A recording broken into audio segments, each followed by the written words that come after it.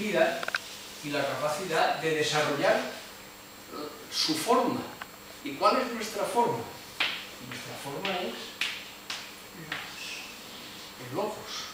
Y logos significa dos cosas. Significa palabra y significa también razón.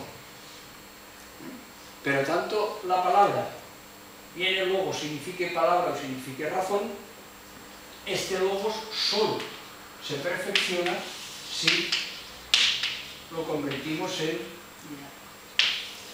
diálogo. Solo. Y el diálogo es el espacio de lo público también, y se da en lo público. Luego, claro, poder recuperar el diálogo